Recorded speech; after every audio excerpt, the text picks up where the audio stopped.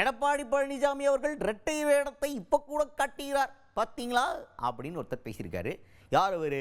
ஏன் எடப்பாடி பழனிசாமி அவர்கள் இரட்டை வேடம் போடுவதாக சொல்கிறார்? பார்த்துருவோம் வாங்க.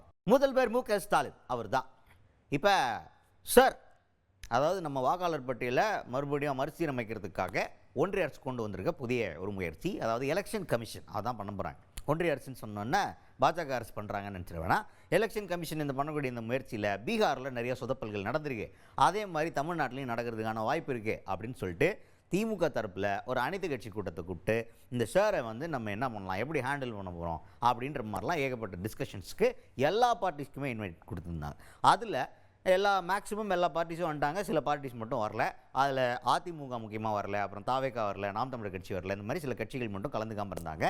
இப்போ அதிமுக கலந்துக்காததை பற்றி மட்டும் விமர்சனத்தை கடுமையாக முன் வச்சிருக்காரு முதல்வர் மு.க. ஸ்டாலின் அவர்கள். என்ன சொல்கிறார் அப்படின்னு பார்த்தீங்கன்னா, எடப்பாடி பழனிசாமி அவர்கள் இரட்டை வேடம் போடுவார் அப்படிங்கிறத இப்போ கூட ப்ரூவ் பண்ணியிருக்காரு அப்படின்ற கருத்தை முன் வச்சிருக்காரு. ஏன்னா அவருக்கே எலெக்ஷன் கமிஷனில் இந்த மாதிரி புதிய வாக்காளர் பட்டியல் மறுசீரமைப்பு திட்டம் இது இருக்குல்ல, இதில் பிரச்சனை இருக்குன்னு சந்தேகம் இருக்குது எடப்பாடி பழனிசாமி அவர்களுக்கே.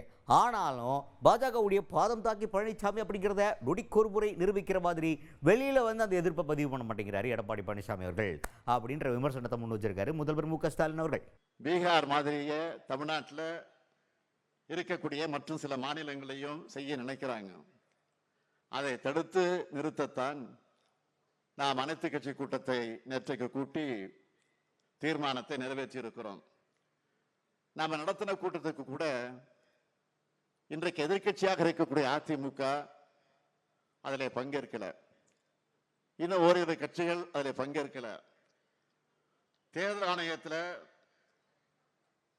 இந்த நடவடிக்கைக்கு எதிர்ப்பு தெரிவிச்சிருக்காங்க. அதுக்காக நான் உள்ளபடியாக அவங்களுக்கு நன்றி சொல்றேன். எதிர்கட்சி தலைவராக இருக்கக்கூடிய திரு பழனிசாமி அவர்கள் இதுல கூட இரட்டை வேடத்தை காட்டியிருக்கிறார். பாஜகவுக்கு பயந்து தேர்தல் ஆணையத்தோட நடவடிக்கையை எதிர்க்க பழனிசாமி பயப்படுகிறார். அதே நேரத்தில் அதிமுக தொண்டர்களுக்கு அறிக்கையும் அவர் வெளியிட்டிருக்கிறார். இன்று பத்திரிகையை நீங்கள் பார்த்திருக்கலாம். இதை காட்டுகிறது, தேர்தல் ஆணையத்தோட நடவடிக்கையில பழனிசாமி அவர்களுக்கு சந்தேகம் இருக்கிறதா இது காட்டுகிறது. ஆனால் அவரால் வெளிப்படையாக இது எதிர்க்க முடியல. தான் பாஜகவுடைய பாதம் தாங்கி பழனிசாமி என்பதை நொடிக்கு ஒரு முறை அவர் நிரூபிச்சுக்கிட்டு இருக்கிறார்.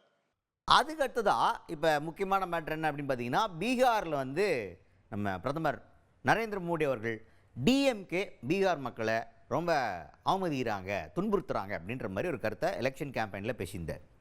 இப்போ அதுக்கு ரிட்டாலியேட் பண்ணுற விதமாக திமுக என்ன பண்ணியிருக்காங்க அப்படின்னா, தமிழ்நாட்டில் வேலை பார்க்கக்கூடிய பீகார் மக்கள்கிட்ட கருத்து கேட்டிருக்காங்க. தமிழ்நாட்டில் எப்படி பார்க்குறீங்க, சந்தோஷமாக இருக்கிறீங்களா அப்படின்னு சொல்லிட்டு கருத்துக்களை கேட்டு அந்த பதிவெல்லாம் இப்போ ட்ரெண்ட் பண்ணி அவங்க என்ன சொல்கிறாங்கன்னா, பார்த்தீங்களா நம்ம ஊரில் இருக்கிற பீகார் மக்களே நம்ம ஆட்சியில் எவ்வளோ செழிப்பாக இருக்காங்கன்றது, சந்தோஷமாக இருக்காங்கன்றத சொல்கிறாங்க.